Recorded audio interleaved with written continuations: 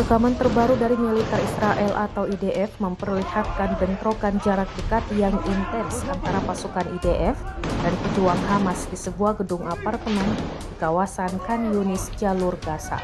Rekamannya diunggah di Telegram pada Kamis, 24 April 2025.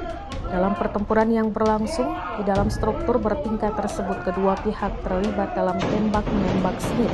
Belasan tembakan dari Hamas menyebabkan pasukan IDF mengalami kekacauan dan beberapa personel terlihat terjatuh saat mencoba berlindung.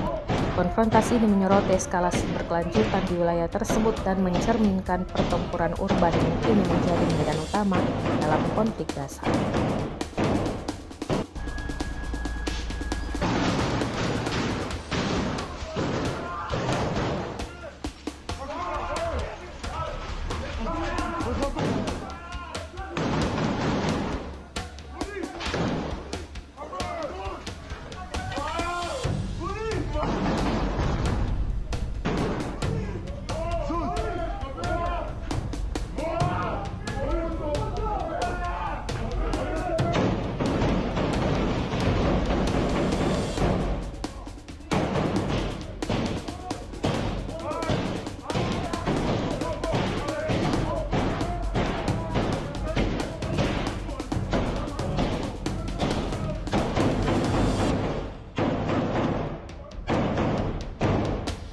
Download Tribun X sekarang, menghadirkan lokal menjadi Indonesia.